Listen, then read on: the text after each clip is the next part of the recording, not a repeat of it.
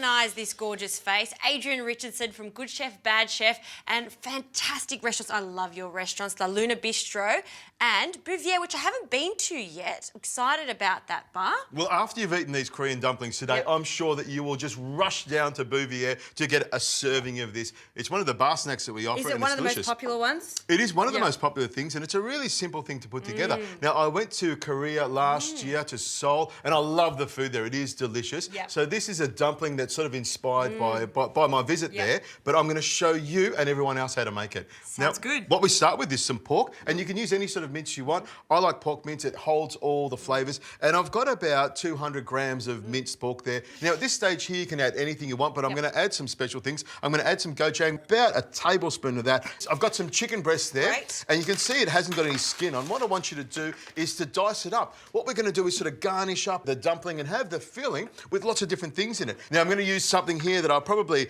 you wouldn't see me using very often. I'm going to use some tofu, and tofu is a lovely ingredient. It's got a little bit of flavour to it, but it goes really well in a dumpling. It gives you this sort of white colour that goes all the way through it. Adrian, you've changed.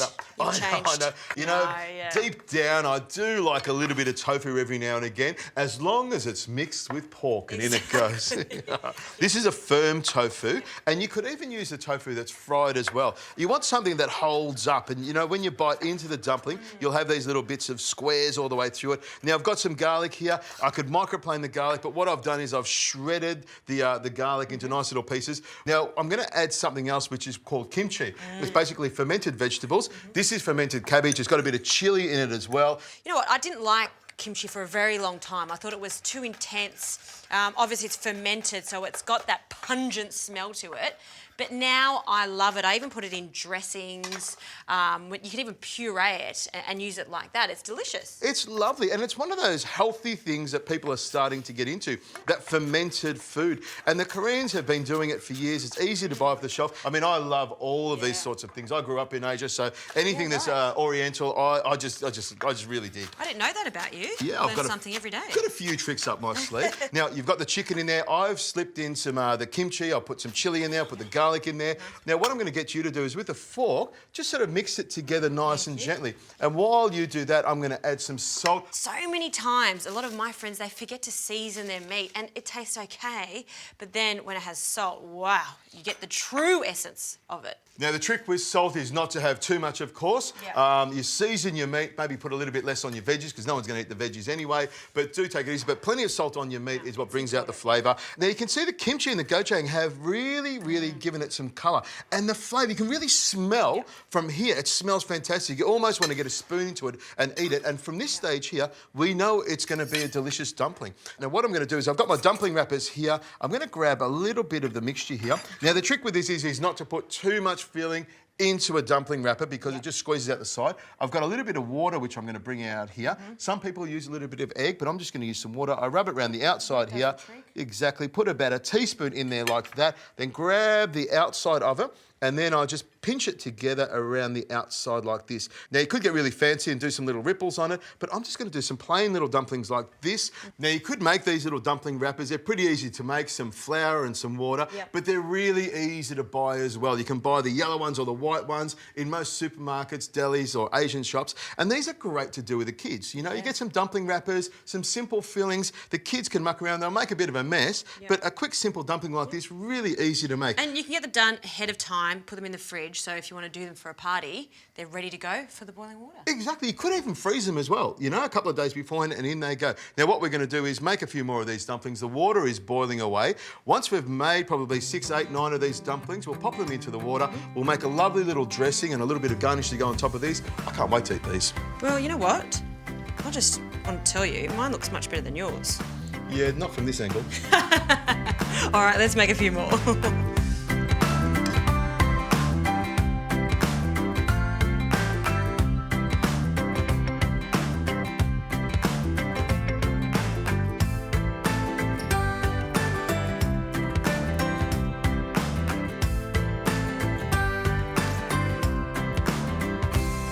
All right, Richo, those dumplings are looking delicious. They've come to the surface. They have. They've come to the surface. That tells us that they're ready. The little dumplings are talking to us. They're saying, Richo, Justine, we're ready to eat. We've come to the surface.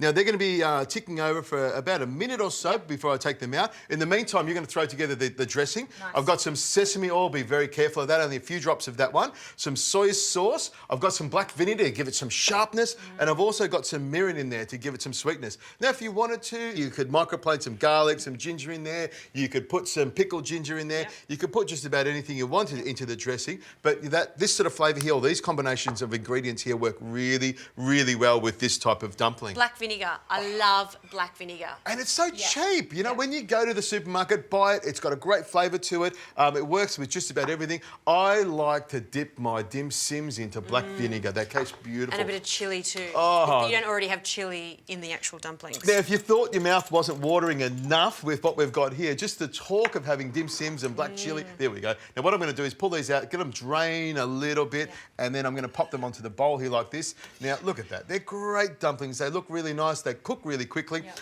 And you can imagine sitting at Bouvier Bar at the table with some cold, refreshing drink right in front of you. What would you recommend to have with a dumpling with lots of spice and a nice cold beer? You could have a nice cold beer with it, maybe a white wine like a Chardonnay or something like that with it, or maybe even a cocktail, maybe a dirty martini. Wow. That would go really well with this. Now, we've got the dressing. What I'm going to do is just pour it straight over the top here. You could serve it with a little dipping sauce on the side, but this dressing, I pour it over the top so it soaks into the dumplings.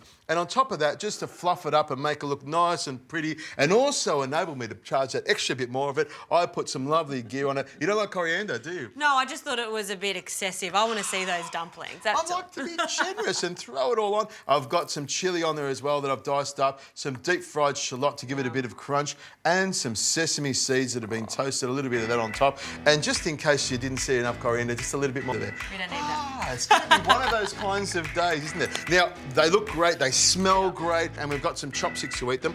What I like to do, Justine, is I grab a dumpling like this, get it in the dressing like that, grab a little bit of the green stuff on top, and I put it into my little Chinese spoon here like this. It allows me to give it a bit of a blow and bring it up to my mouth without even dripping all over the place, and it smells great, doesn't it? It smells so good. Cheers, Richard. Cheers, there we go. Down the hatch. That's fantastic. You can really taste the gochujang, the kimchi's come through it, the pork and the chicken are there as well. And luckily, you can't taste the tofu at all. It's got a bit of softness to it, but it tastes great and really fast. So fast. And I'll tell you what, that black vinegar dressing is the most appropriate thing to have it. Look at you, going for seconds. I'm not going to muck around. I think it's a great little dish. And thank you very much for having me on your show to show off one of my favourite dishes. You know, Richo, you can come back any time. Thank you. I will. Cheers.